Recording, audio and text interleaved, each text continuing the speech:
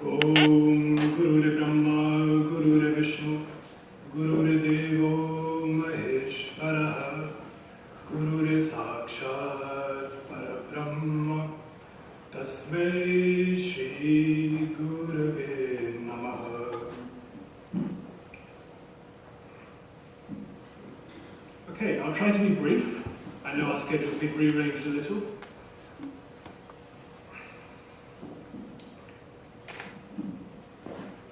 Over 5,000 years ago, on the fields of Kurukshetra, Krishnji recited the Bhagavad Gita to Arjuna.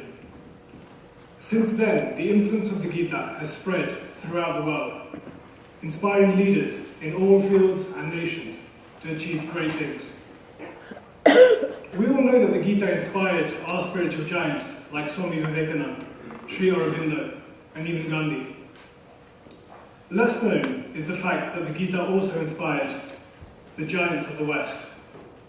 Giants like Albert Einstein, Martin Luther King, Nelson Mandela, Carl Jung, and even the Beatles, and many, many more. This long list of names is growing today at a faster rate than ever before. So many people have found a truth in the Gita that applies to them, a truth which is not specific to religion nor sampradaya, and a truth which is now being recognized to be applicable across other fields like psychology and science as well. This truth is being celebrated here in the United Kingdom, in the House of Commons today. The fact that we are able to openly celebrate such an occasion here in the House of Parliament, in the British seat of power, is something that I am very proud of. As a third-generation immigrant, I can proudly say that not only has our Dharma survived, it has thrived since we left India. And it isn't only in the UK where this is happening. There seems to be a shift taking place throughout the world. More people than ever are waking up to the truth, and in particular, the treasures contained within our Gita. As some may know, the Gita often declares itself to be the complete yoga scripture. There are now 250 million yoga practitioners worldwide. Just think about that, that's 4 times the population of the United Kingdom. And it's not only yoga. Quantum physicists like Capra are now discovering things which have been in our Upanishads for thousands of years. Western composers like Sondheim and Menuhin are praising the beauty of the Sanskrit language. And even NASA scientists and the most successful tech gurus in Silicon Valley are praising the structure of the Sanskrit language, saying that it could be, and is likely, the perfect computer programming language there is out there in the world. As my generation dig deeper and deeper into the Gita, we become more comfortable understanding about the true greatness of our spiritual and scientific heritage. When the most renowned names in art, science, and philosophy are waxing lyrical about our heritage, and in particular about the Gita, there is every reason for us Hindus to explore its transformative power proudly. The truth is the truth, and the truth is always recognized, more now than ever before. Just think, we are celebrating our Dharma in the very same hall where 200 years ago the Lords of London were planning its destruction. These are the same halls where Lord Macaulay introduced the idea about a learned native. He said, just a few hundred yards from where we sit today, and these are his exact words, "We must do our best to form a class of persons, Indian in blood and colour, and English in taste, opinions, and morals, and in intellect." I'm not sure this is how he expected things to go, especially when he commented that a single shelf of good European literature was worth more than the whole native literature of India. But it hasn't been easy. Our time here has not come without its challenges. In a Christian, non-secular country like Britain, it's hard to fight and preserve Dharma. We are constantly faced with images, messages, challenges, and a pressure to conform and convert. I went to a Catholic Christian school for 8 years, attended Mass once a week, went to hymn practice twice a week, and probably now know the Bible almost as well as I know our own scriptures. Despite all of this, the one reason that I, and much of my generation, have held strong to our dharma is because of our elders. In particular, this has all come about because of the efforts of our mothers. It is mainly because of the mothers in our community that people in my generation still have an understanding and appreciation of our dharma.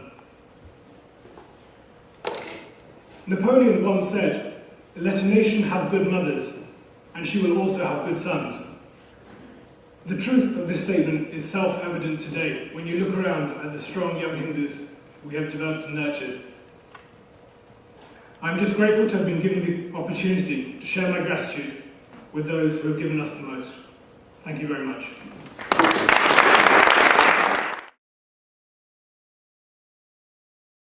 We all talk about being very, very busy and it's so hard to take time out. But the occasion of Gita Jayanti is actually a wonderful occasion to just consider how we approach our use of time. I imagine that in the middle of the battlefield, when everybody is around, ready to get started into a fight, there are a lot of people who are saying, "We're busy, we've got a lot of things to do." But right in the middle of the battlefield, even with all of the forces ready to embark on a destructive campaign of war, Arjunji and Krishnji decided to take some time out and let's just have a conversation of 700 shlokas whilst everybody is kept waiting. So thank you so much for taking the time out and joining us today. Vivek and Prerna have both touched upon the value of our dharma over the last few hundred years, but I'm going to shift the perspective slightly and talk about where we are and who we are from a different perspective. A few years ago, I had the pleasure of touring India and going walkabout, and I was wandering in the roads, the mountain roads, just north of Rishikesh. In fact, myself and Vivek, we were absent without leave for a few weeks. And as we were coming around one of the mountain roads, there, to one side, underneath a tree, there was a very dark-skinned and very ascetic-looking sadhu sitting there. And in front of him, he had a small dhunia, a little fire. And he was engaged in meditation, and as we walked by, not wanting to miss an opportunity to talk to somebody who looked as though he'd made some interesting life choices, we decided to sit and just wait for him. And after a few minutes, he realised we were there, opened his eyes, and looked at us. And I touched his feet and asked him if there was any seva that we could do for him. He was obviously, he'd made some very difficult choices. And he said, when it rains on my fire and I can't protect the fire enough. So if you can arrange some sort of cover for me, that would be good. So we thought that's not a particular problem. And so I asked him, is there anything else that we could do for you? And he said, 1 kilo of atta, and that's it, I don't need anything else. And so we thought, not a problem, we arranged that as well. And then he looked at me and he said, you have a question. What question do you want to ask me? Go ahead, just ask me what you wish. And so I asked him, I said, if one wants to connect with divinity, agar Prabhu ji ke darshan karne hain, to sabse kathin sadhana kaun si hai? What is the most difficult sadhana that I could do? And he looked and he said, it's very simple. He said, learn how to convert poison into nectar. Vish ko amrit banana sikho. And so I thought, well, this is an interesting one for an afternoon walk. And he said, come and sit down and let me explain to you why I've said that to you. And he explained to me, he said, here I am, sitting on the mountainside, and I have fresh air to breathe. I have the Ganga flowing at my feet, I have fresh water. And so my sadhana is actually very simple and straightforward. And he said, but I've said that to you because you don't realize it, but you're already doing that sadhana of converting poison into nectar. And so I thought, this is an intriguing twist to the conversation. Could you tell us a little bit more? And he said, you live in London, don't you? I said, yes, we do live in London. And he said, let me tell you where you really live. And then he sat us down and he told me a story. And he said, very few people are aware, but in Lanka, after the battle, Ramchandraji stood looking down at Ravana's broken body, and he touched the feet, and asked for a blessing. And the moment he asked for that blessing, Ravan's Atma appeared in front of him. Ravan's spirit appeared in front of him. And looking down on little Ramchandraji, this enormous spirit spoke to him and said, "I bless you, but don't think that you have defeated me." He said, "That's just a body. I have a role, I am eternal. And for your information, I have already chosen a new location. I have chosen another island on the other side of the world, and in that island, I'm going to re-establish my Asur kingdom, my Asur race, and my new Lanka I'm going to build on this island. And your rule, Ramraj, will rule for thousands of years. But when I'm strong, I'm going to come back, and I'm going to attack Bharat. And this time, I will be successful." And so saying, he disappeared. And this son who I was sitting talking to, he said, "You live in a city which is known for having streets paved with gold." And he said Lanka was known as Soneki Lanka. He said, if you take the time to look around you and see the life that you're living there, your every day is a sadhana. He said, the air around you is not pure and clean. The water that you drink will not be pure and clean. And the ideas that you're going to be bombarded with will not be pure and clean. He said, on a daily basis, you are having to take that in and convert it and live the life of a person who is following the path of Dharma. And it wasn't until a few months ago when I was walking along Shaftesbury Avenue. I've forgotten this story that they told me. I was walking along Shaftesbury Avenue in the evening. And those of you who know Shaftesbury Avenue will know how busy it is. How there are restaurants and there's traffic in the evening, there are lights and people are busy, busy, busy. And I was walking along and the thought of what he had said to me came back to me. And just for a moment, I stopped and listened and had one of those very lucid moments where all of the vehicles disappeared. There was complete silence, even though I was in such a busy place. Even the sound of mobile phones disappeared, and I couldn't hear that either. Thank you for reminding. And as I was standing there looking and waiting, it occurred to me that I'm going to love doing this. This is the beginning of a serial. I'm going to tell you the punchline at some future date, but this moment we have so many years alive.